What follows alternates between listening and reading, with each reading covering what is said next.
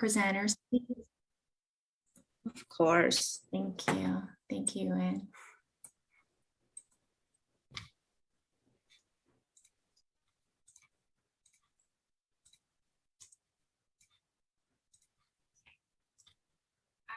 Good morning, afternoon, evening, everyone. Thank you so very much for joining us today. My name is Kyung Lee, and I'll be the moderator for the session today. Our theme for 2022 International Colloquium is reimagining social justice in the international community, intersectionality beyond intersecting identity. And for our session today, we are going to discuss career pathways, legal, professional, and personal perspectives of international students' post-graduation journeys. We have the amazing panelists today, Catherine Crow. She works at the University of Alabama in Birmingham as a Director of International Student and Scholar Services. Young Park works at the University of Massachusetts Dartmouth as a Director of Career Center. And Ariel Tan works at the University of California, Irvine as a lab manager, working mentor, and plasticity lab. And myself, Kyung Lee, I work at the University of Pittsburgh as assistant director of international program. Next slide, please.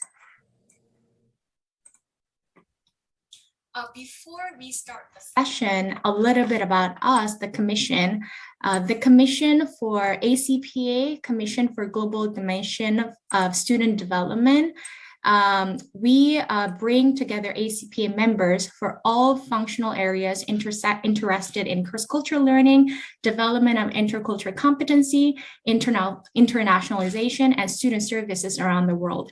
The Commission also serves as home for international members, including ACPA members living and working outside of the United States, as well as foreign-born ACPA member living and working in the United States. So please stay connected with our Commission. Our email, feel free to email us at that email address, and our website, please check it out, our website as well.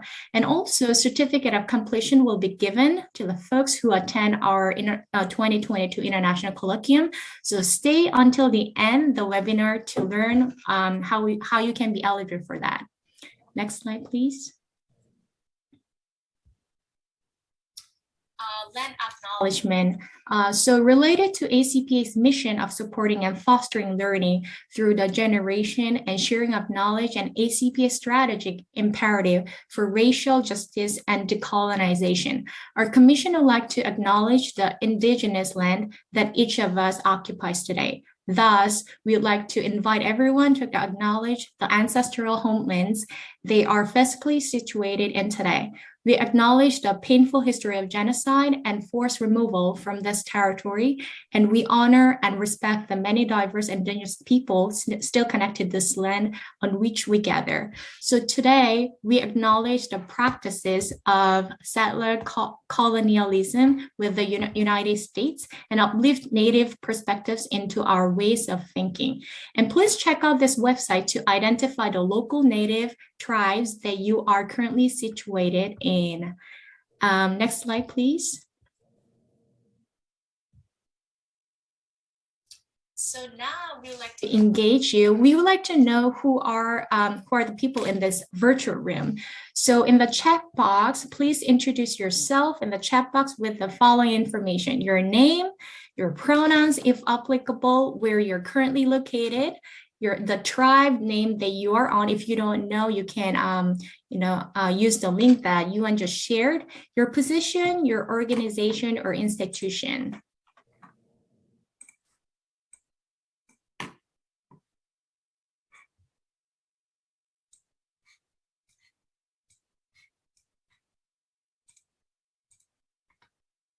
I know people are typing probably.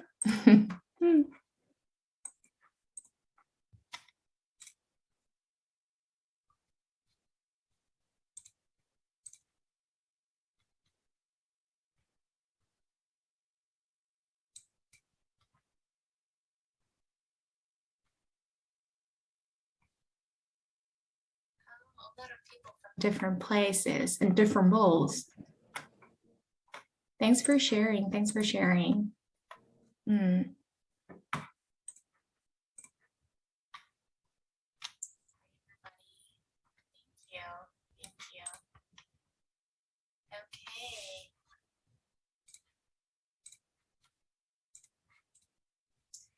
So our topic for the session today is career pathways that international students can possibly have after they graduate. So the options could be pursuing graduate school, returning home, getting jobs in the United States or abroad. So we'd like to share the unique possibility and challenges for those options of international students could experience. So the speakers will share issues, insights, and resources surrounding career pathway, along with immigration and legislation that may affect the experience of international students. In the chat box, we would like to engage you in this session. We want to have interactive session. So could you share why you're attending the session? And what was your motivation to attend the session? So it could be, yourself can be international student that you want to learn more about your career path, or it could be, you can be, staff member in Career Center, would like to help international student more by learning more about it. So we'd like to know why you're attending this session and what was your motivation to attend the session. I'm interested in international students and I'm interested in career path. Thank you. Anyone else who'd like to share why you joined this session today? I'm currently looking for a job opportunity. Yes. Anyone else? Why you joined the session? To learn how to support international students' career development after graduation. Thank you. Thank you. Supporting online learners who may be international, learn how to advocate for myself, supporting international students. Oh, a lot of chat. Oh, okay. Global education is a major part of student curriculum and want to learn how to support student transitioning. Someone has been international student, supporting international students to continue my learning. Thank you all. Thank you all. We have a lot of good people with good heart in this room supporting international students. Thank you very much. So thanks for sharing. So we'd like to introduce ourselves a little bit more about what we are currently doing, how we can relate ourselves to this topic personally or professionally. So maybe I can start. My name is Kyung Ali again. I use she and her pronouns.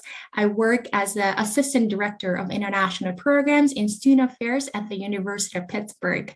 What I'm currently doing as Assistant Director is I provide support system for international students from international orientation, mentoring program, leadership program. I work closely with them. And myself is a former international student. I came to United States as a freshman international student. It was a lot, at first I didn't even know what career paths are available for me as an international student.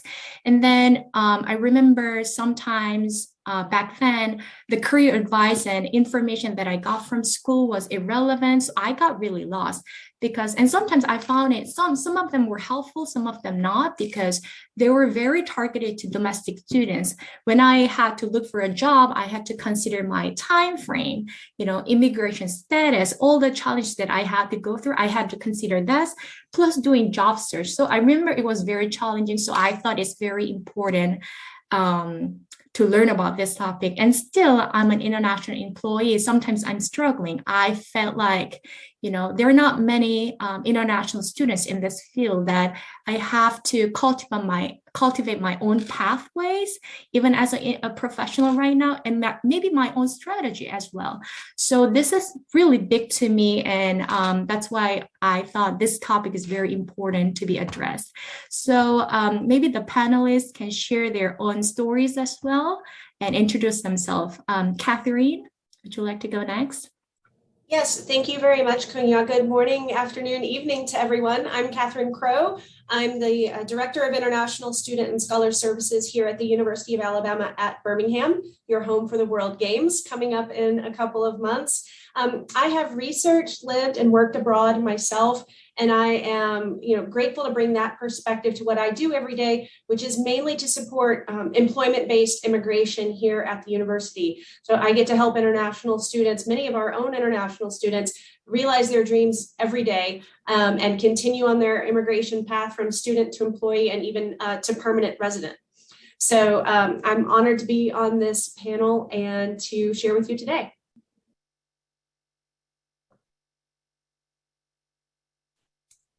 Young, would you like to introduce yourself? Yes, I can do. Hello, everyone. I'm so glad to see some names of my old friends here. So, yeah, my name is Woon-Young Park. I'm working as the Career Center Director at UMass Dartmouth in New England. But most of my experience with international students are from the University of Illinois, Urbana-Champaign, where I worked for 10 years as a career advisor for international students. So probably I think I can talk about my previous experience and my current experience at a university having a really lower number of international students. So myself, I was an international student at the U of Illinois.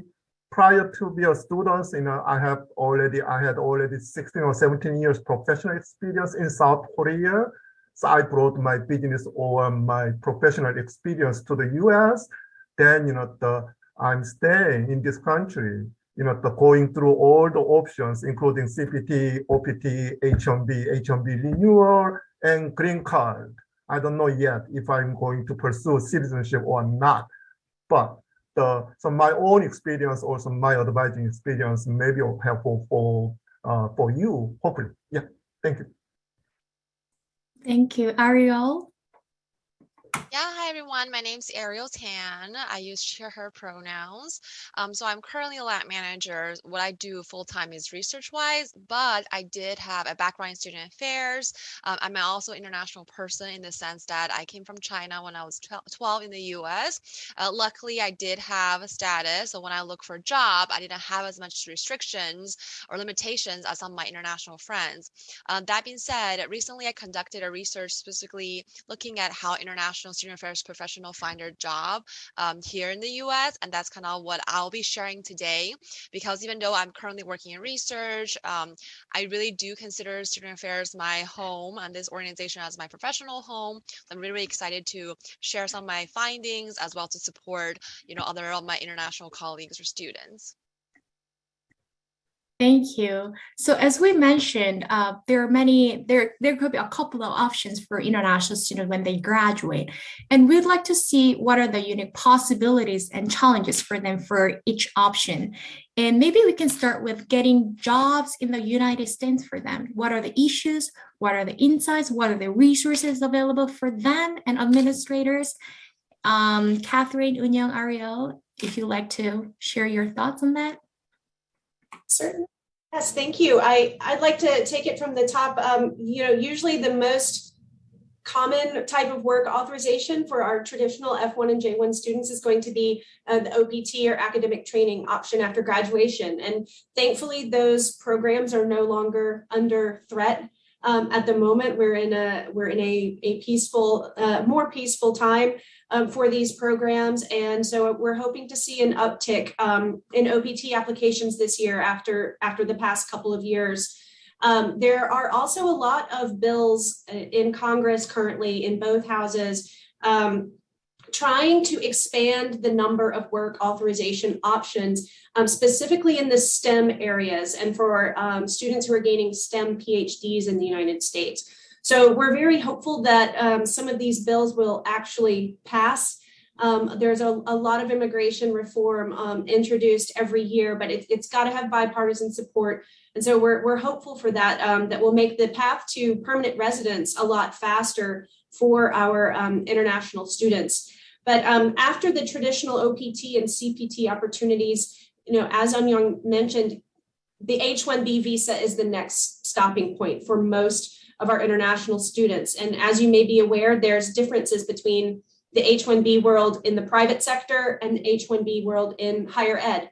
So we have a lot of our students, international students, looking for jobs in higher ed because academic research institutions, nonprofits, we can apply for those H-1B visas year round without being subject to the cap. So it's a very attractive opportunity. And it's very important for international students to be able to educate their employers about that process and to connect early with their international office. There are deadlines to apply for OPT. And when a student receives OPT, and if they're eligible for the second 2 years of STEM OPT extension, that essentially gives them more bites at the apple, so to speak, of remaining in the United States, especially if they have to enter that H-1B lottery for a private sector job.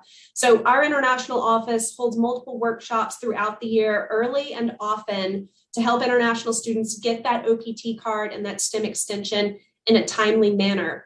And I would say two of the sort of legal aspects of the job hunt for international students that may be overlooked are Form I-9 and how to answer questions on the job application about, are you authorized to work in the United States? Those are two of the questions that we get most often. So I would encourage everyone to reach out to your international office, to your career services office, create a one-pager. We have one for students and one for employers. And it's really important to educate the students on the importance of completing that Form I-9, because a lot of employers may be hiring their first international student. They may not be familiar with the types of documents that people with different work authorization can have. And so empowering our students to understand their documents and what they mean for employment can be a huge benefit for them. And at the same time, educating employers on their options for hiring our international students, really demystifying the process, explaining the cost and the timeline can really help improve prospects for our talented international students. I can follow Catherine mentioned the viewpoint or the important advice from the international student office viewpoint. Absolutely, as she mentioned, we can think about, two different aspects, employer side and student side. So from the employer's viewpoint, the documentations or work authorization, maybe some headaching for some employers. That's why, the students should be more aware, way more aware of all those work authorization. Even employers asking or thinking when they're hiring OPT students, even they're already thinking about H-1B sponsorship and green card. That's why the students should be knowing about that. That's why many the universities are inviting the immigration attorney event, the attorneys to your campus. But I think students should know more about it. But the good news for us is we have data, right? We have a lot of websites, where you can find if this company has hired international student or sponsored the international people for green card or not. So if you are using those resources, then you can get a sense how much this company is ready or familiar or at least. So we can assess the employers, the culture in recruitment for international people. Then you can strategize your approach, how you can start your conversation with this company. Some IT company like Amazon or Facebook, we don't have to worry about it. A lot of people are, the former international student, right? But some other companies never ever hired international people. Then I think, you can be the first person, to be hired, as long as you are using more smart strategies. This is related to the student aspect. Why? You have to understand, our international students understand the cultural differences. I spent my 40 years in Asia. Then I came here. Then, my job search in the US is, I think, repeated or continuous struggling on cultural differences, right? So networking, how you can branding yourself, how you can initiate your first conversation with someone you don't know, how you can reach out to the person on LinkedIn, how you can email naturally, how you can do organic communications and natural communications with people. It's not learned by typical career workshops. It's not learned by watching a movie, right? That's why, at Illinois, I created a workshop series, a certificate type series where international students are trained throughout the whole semester. It's almost like a muscle building process. If you skip 1 week, then you may be losing. You have to keep practicing to articulate your career goals, how you can tell your stories, why you are in the US, why you're studying in the US, what did you learn, and what is your passion about related to your career stories, not listing your experiences. Many international students are good at listing your experience on your resume. The third issue is I'm okay with the students if we have great experiences, but lots of our undergraduate international students don't have much experiences. We understand. I'm also from South Korea. English is our non-major languages. So language issues, you have to spend a lot of years or the times to pick up your language skills when you're coming to the US. Also, culturally, socially, or mental health, a lot of different factors are affecting your career readiness. That's why students may be starting a little later than domestic students. That's why they may be a lot of international students going to grad school to buy time to prepare themselves for job market. We may be talking about grad school later, but these, I think, cultural issues, also lack of experience could be the major factors in international student job search areas.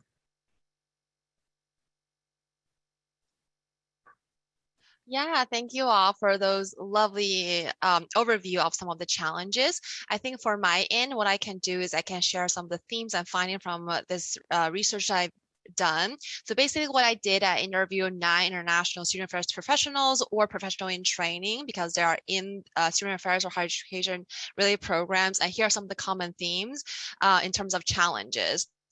So number one, all of my participants felt their skills were undermined their status. And it's really disheartening because during these interviews, oftentimes one of the theme is, I know I can do the job, but I'm not even allowed to apply, or I feel like I can't apply because, my status, and therefore I'm no longer just myself. My identity is kind of overshadowed by the fact that I'm an international student. And that's like a big theme. And the second is, employers as visa sponsors kind of introduces unrecognized and unbalanced power dynamic. It means 2 things. Number one is students are forced to disclose their vulnerabilities to strangers about the ways that they came to the US, kind of some of the struggles and resilience they built throughout to a complete strangers they've never met. And they are forced to, kind of what Catherine alluded, to navigate the complicated legal terms as well as bills and complications about how can I maximize my chances of applying for this job. And that was a big toll. And the second thing is a lot of international educators who are in their professions are unable to kind of seek out other careers in the sense that they have to be put up with situations that are not super comfortable, because for them to get a new job means they have to start this whole application process again. So in another way, in a more critical way to look at it, for a lot of international educators, finding another job means that deportation is a possible outcome, because if they can't find the job in a certain time, they're unable to stay in the US because their employer is also their visa sponsor. And that's like a big theme. And that led to the next kind of challenges. And many of them had experiences with discriminatory or xenophobic practices or comments. And like I said, they have to forced to be vulnerable, and they're forced to be kind of put out with the situations because, again, their employer is also their visa sponsors. And then lastly, oftentimes they receive limited or misinformation from schools or supervisors. Oftentimes, school and supervisors in their particular setting were like, okay, well, this is complicated. You have to talk to international student offices. They kind of defer them into this international student offices, which have limited resources and limited capacity, and sometimes do not offer them the resources they need. And oftentimes that led to international students have to constantly self-advocate in the sense, very much like how Kian mentioned earlier. When you're in a program, you're having all these workshops, you have these capstone opportunities, it's great, but none of them applies to me. And it's really frustrating because you have to constantly remind people, that's great, but that's not really suitable for me. What do you think there is for me? And then the conversation oftentimes leads to, I'm actually not sure. You might have to ask someone else. And once again, it became like a marginalization experiences for these participants. Now, that being said, there are some tangible resources that I kind of want to offer for those who are seeking for job opportunities. Number one, all participants agree that international colleagues or people who have went through similar experiences are the most accessible and helpful career resources. That being said, so just kind of Onyang mentioned earlier, networking is really important. It means both networking with the American or US facing resources, but it also means networking within your own international community and find out those informations and have those conversations earlier. And then oftentimes people have to rely on self-initiative resource and advocacy. That being said, getting involved in some sort of community like this one could be really, really helpful because people here understand your experiences. Your experience is not going to be marginalized, and we're here to support. And then that being said, having involvement in other professional organizations, such as going to conferences, going to career fairs, just kind of go overall and be more involved and be more vocal about what you need also has been helpful. So I think those are some of the tangible resources for those who are seeking for a job.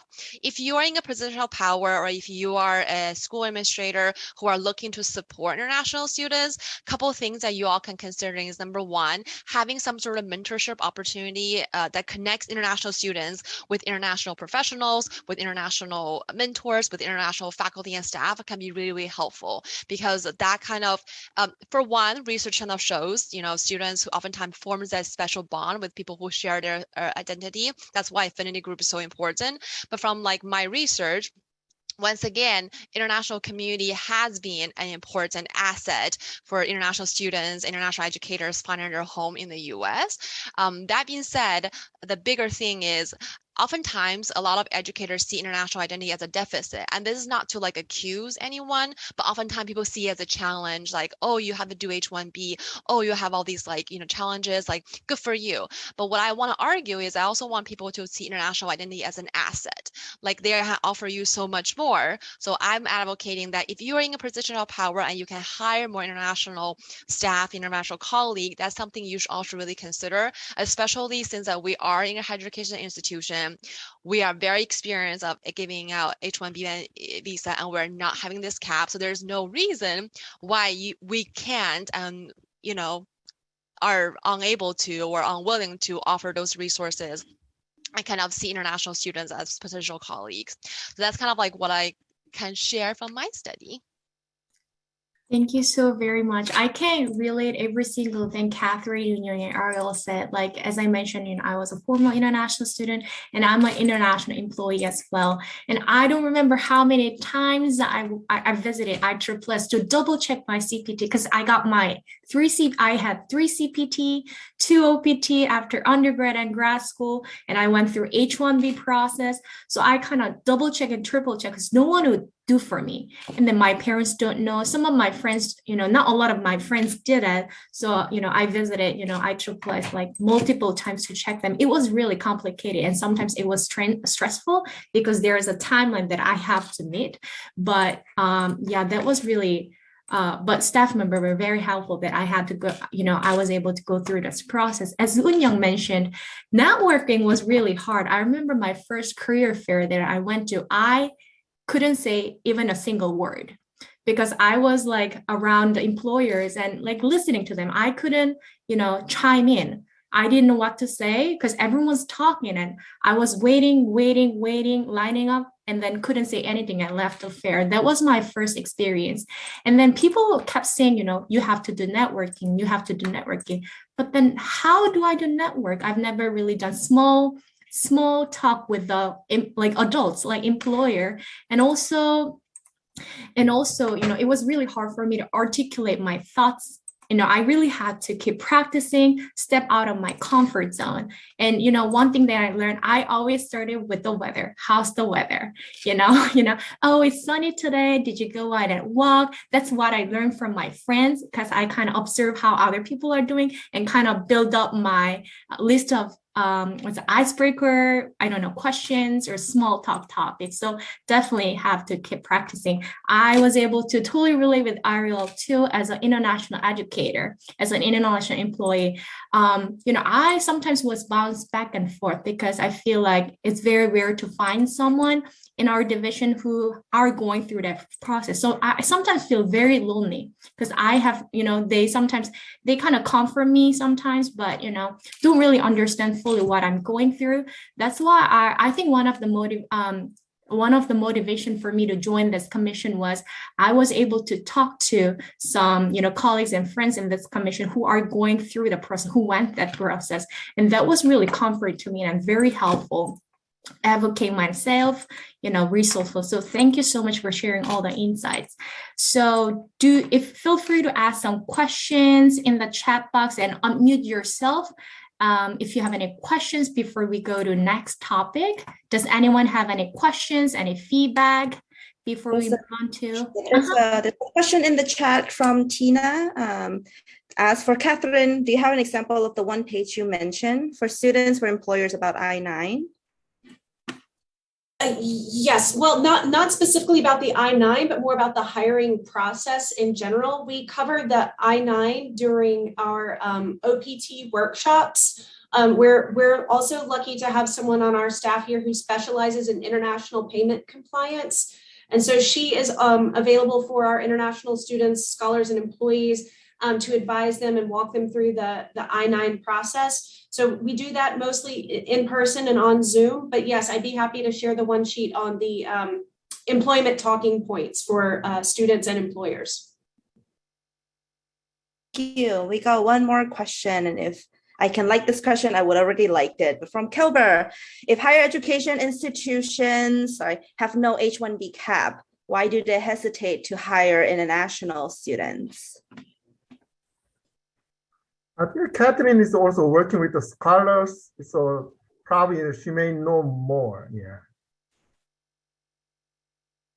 I am seeing an uptick in hiring of our international students over the past year. I think with the great resignation going on and some of the shortages we're seeing in various fields across the country, where our departments are turning more to our international students than ever before. I'm expecting a lot of changes, and H-1B is a negotiating point. I think now immigration is a negotiating tool.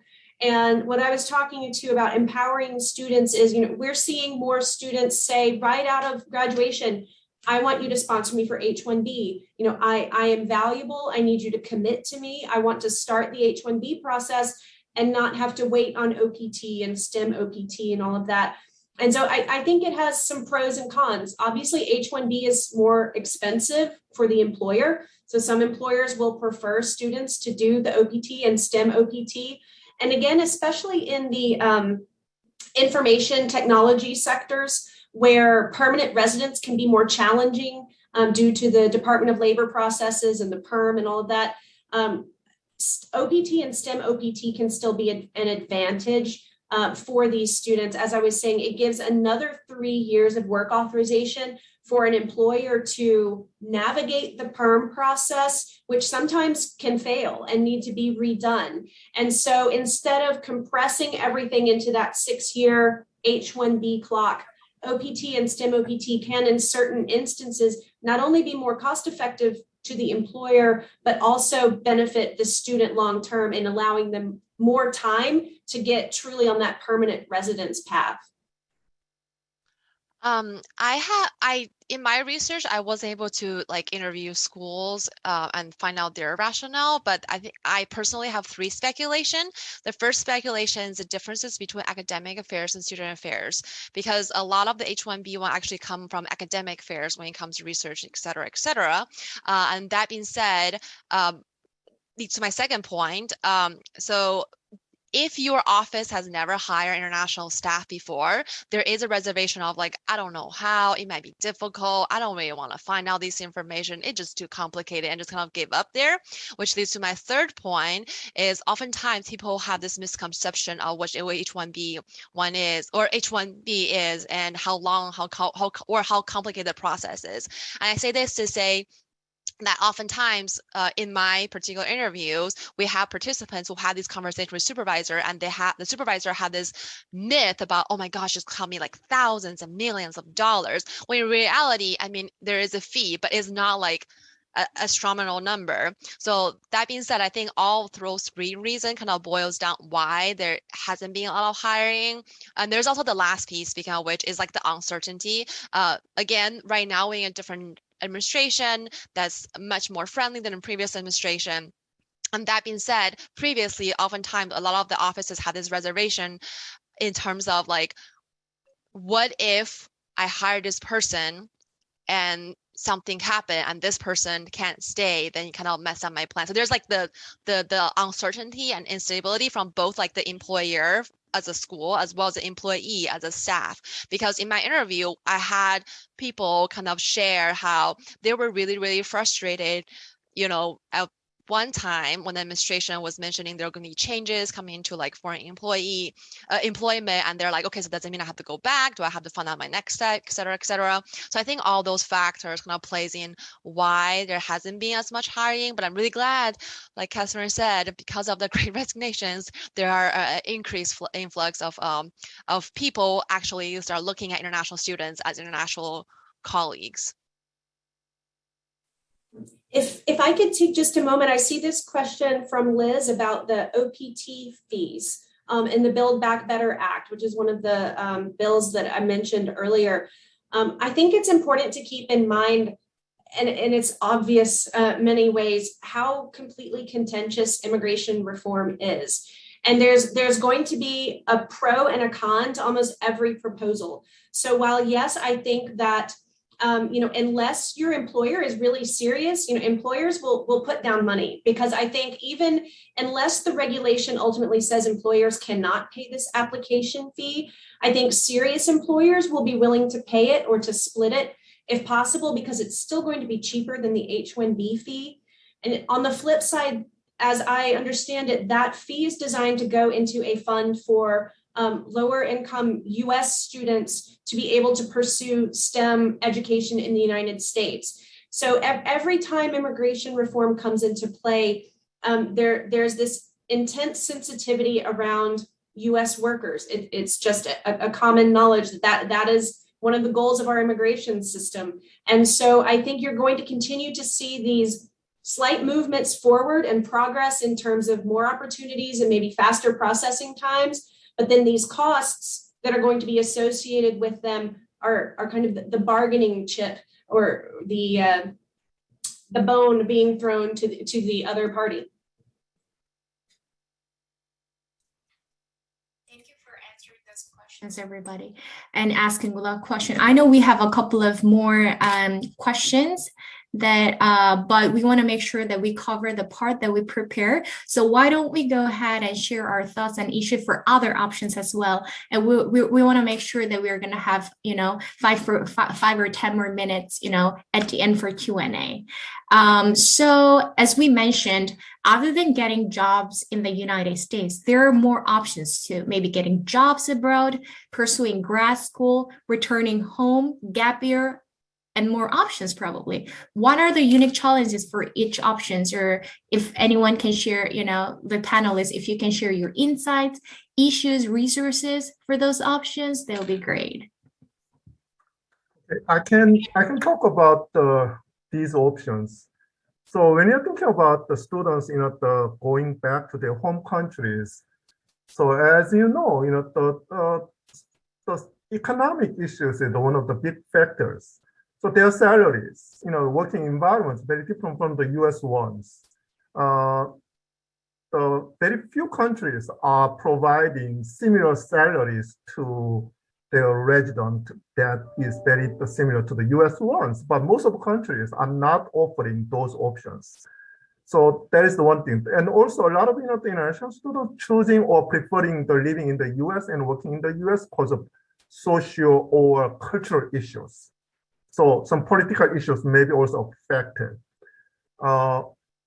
Also, the students who studied from their high school or early the college life may have some concerns if they can be adjusted to their home country culture. Even we have seen a lot of reverse cultural shock issues over there. That's why these national students who wanted to go back maybe not welcomed in their home country job market.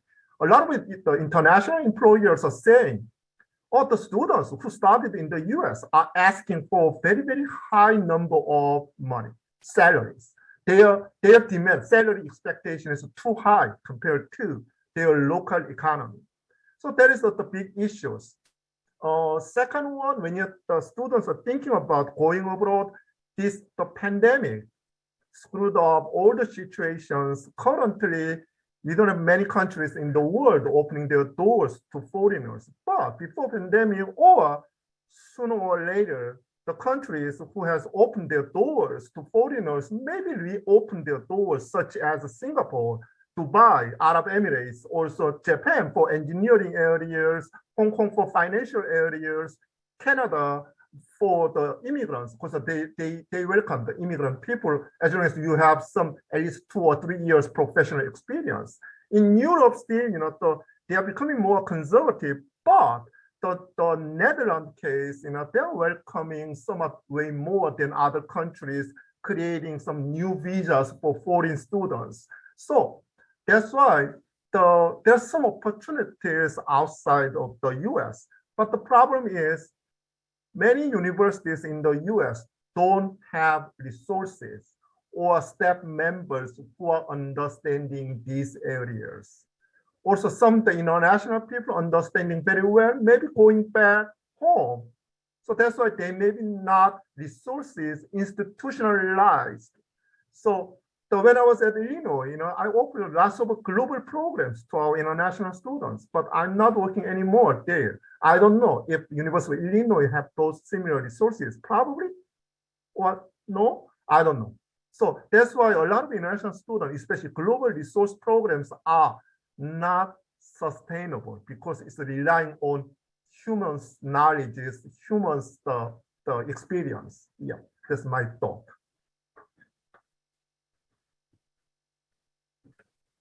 I can kind of chime in on that point, the other option part, in the sense that in my literature review, what I find out is there aren't any, in my case, because I couldn't find any, there aren't any kind of study that talk about alternative pathway for those international students, like after. There are stats about like where they go, or like what's the percentage of they go, but there's no like narratives or stories or perspectives on what has happened. So I say this to say that oftentimes these kind of stories are very anecdotal, which is kind of my case and about what I'm about to share. So once again, I am Chinese. And then in China right now, there's a lot of collaborations between like non-Chinese schools and like a Chinese school. So NYU Shanghai is the one.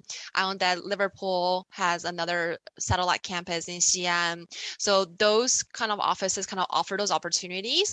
And then from my personal experience, because I was lucky enough to intern at NYU Shanghai for 2 months in the summer, they also hire people outside of China. So that is a possibility. The second thing is satellite offices is a thing. So I have this friend, once again, anecdotal story, this friend who's working in Beijing for the satellite office on Michigan State University. So that is also options. And once again, because my study was focusing on those who are in higher education, so all these examples are within higher education. If you're in other industry, it might look a little bit differently. So I just want to put that disclaimer out there. There's a lot of other international programs or international schools. So Education First, for example, is a private for-profit I want to say they are like a cultural immersion / English teaching tutoring program, but either ways, so there are a lot of these kind of international education related for-profit private organizations that could be an outcome if you're like, okay, well, I guess US is not my thing and I want to go somewhere else. Teaching English has always been a popular alternative path based on my conversation with folks. So that was my case of what are my options if I can't find a job in the US and I have to go home where China was my home. And the other side of taking or going buying more time and going to grad school, one thing that I heard from people is you have to take note of your OPT, in the sense that if you already use your OPT once, for like the same discipline, you won't be able to use it again, which means that when you graduate from a master's, you ran out of the OPT. Catherine can kind of clarify the OPT like specifications, just because that's kind of like a novel, or not novel, but I'm not extremely familiar with all those like specific routes and the pathway you can go. PhD has always been a popular route for those who are trying to buy more time, because two things. Number one, all of my participants want to change. They want to change their education system back home, or they want to change international education globally, or they want to do more research. They want to change the way that U.S. higher education is working. So they want to change. They want to be a leader. So that being said, getting a PhD kind of aligns with their professional goals, in addition to help with them with logistic planning.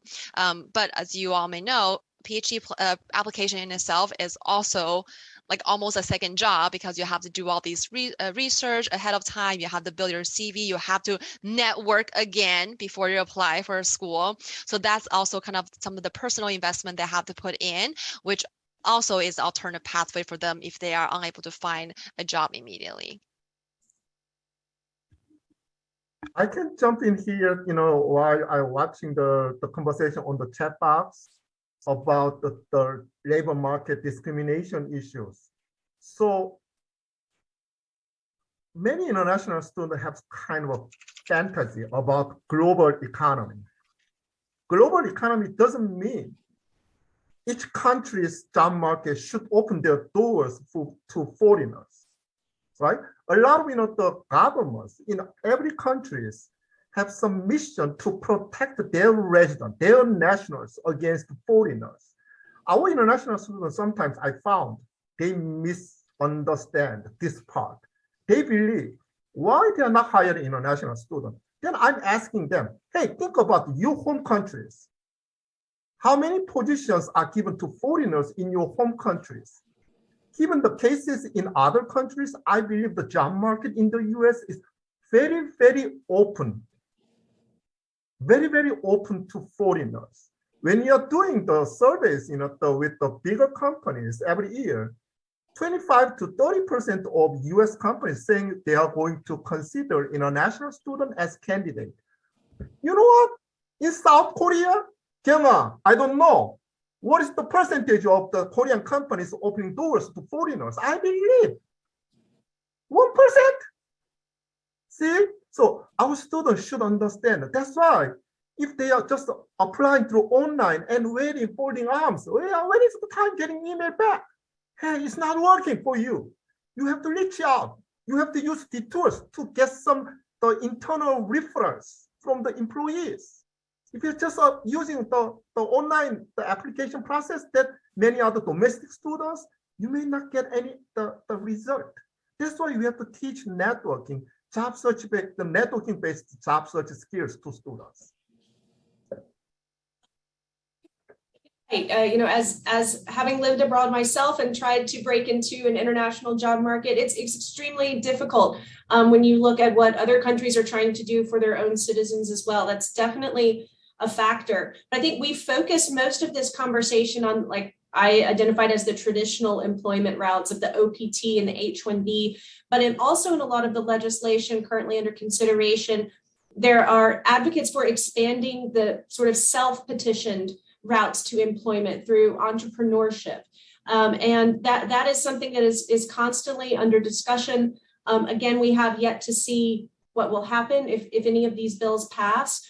But to Ariel's point earlier, relying on the International Student and Scholar Services Office at an institution can admittedly sometimes be frustrating for international students because we have to stay within the scope of our advising authority, which is generally related only to institutional sponsored opportunities like the F1, J1 visa and the H1B work authorization. So many of your ISSS professionals are going to have to refer international students out to private attorneys, which of course is costly. So I do encourage folks to consider local low cost or free immigration attorney advising resources in your area, or volunteer lawyer programs in your area. I know a lot of young associate attorneys have to get pro bono hours and may be willing to meet with some of your students about these more complicated issues, but we are starting to see more interest from our students in these routes that don't necessarily depend solely on an external employer for sponsorship. And then I just want to quickly add, thank you for the correction. So OPT is per level of study. So there's one of the other things, like I said, there's no systematic studies. So it's really hard. And as people share these personal stories and misinformation can spread. So I apologize for misspoke on that end. One other things I would kind of, again, these are just conversations I've had with other folks that could play a factor in if you are saying, okay, well, I can't find something and I want to stay in the US, or I want to have more time to build out the expertise to find the particular route. What should I do? So outside of PhD, for as far as master's goes, oftentimes, especially for young professionals, one of the recommendation I heard is if you can get a 2-year master's or master's that does have a capstone or some sort of project-based component, those are better than 1-year master's in the sense that it is longer, it's more costly, so you have to play kind of balance that on your own situations. But the idea is 2 years give you more time to have that network and have that conversation. If your program is structured in a way to have a capstone or internship component, that means your program should at least have some sort of support to kind of match you or guide you through the capstone projects or match you to like internship opportunity locally, so that it'll be easier for you to gain those relative experience and network by the time you graduate 2 years later. You can have more of those resources and be more prepared for like a market versus 1-year program that oftentimes feels really, really rushed. Like, oh my gosh, I just got to the school and now I'm graduating. So that's something else to consider if you're considering that alternative pathway of, I can't find something right now. What are my next steps? Thank you very much. I think we have only, just like 2 or 3 more minutes for questions, and then we have to wrap up those sessions. We just want to be mindful of our time for the panelists and the audience. Is there any like burning last questions that anyone would like to ask to the panelists before we, meanwhile, Yuan, if you can share a last screen, that would be awesome. Okay. Any other questions? Okay. It's not so much a question, it's more like a resources. So I will be presenting my study at AERA, and there was a poster option. So I did have one posters. Once again, because my study is mostly focusing on international student affairs professionals, so some of the examples or themes might not apply or might apply to non-higher education industries. But in this particular poster, I include specific recommendations for different things. If you are a candidate versus if you are a researcher versus if you are a school administrator or like people in position of power. So I hope that this can be offered as a resources in case you want to check out. Thank you. Unyoung, Catherine, do you have anything else that you'd like to share as well? Like last advice, like advice, any last word that you'd like to? I know, many of you are not working at the career service areas. I put a LinkedIn group, where a lot of, the career service people, the practitioners are talking and discussing together on LinkedIn. So please join this NCDA, International Student Career Development Professional Groups. You can get lots of insight or resources from that LinkedIn group. You don't have to be a member of NCDA to be a member of this group. Mm-hmm. Thank you. Catherine, I see you. Sure. And again, your best resources are going to be your career services office in collaboration with your international office. You've got powerful resources there on campus, and they both work better together. So I do encourage you, if your students have questions, or if you yourself are in administration, really foster that relationship and coordinate workshops about employment, and you should find some great synergy between that collaboration. Thank you very much, Catherine, Unyoung, Ariel, for sharing your thoughts, insights, resources. Really appreciate it. And all of you, I hope, thank you for attending. And I hope this session was helpful and resourceful. The last thing, but important thing, so if you attend, I'd like to talk about their certificate program. So if you attend 3 out of 4 sessions for the curriculum listed below, you are able to receive a certificate completion. But what you have to do is you have to fill out the form, certificate sign-up form for each session by Sunday, May 8th. So UN just dropped the link where you can sign up. So please do so, so you can receive the certificate if you attend more than 3 sessions. And for more details about International Colloquium, certificate program, sign-up form can be found on our website. And also for any questions, please feel free to reach out to us at that email address. Thank you very much, everyone. And thank you for the panelists. Hope you have a great day. Thank you. Thank you.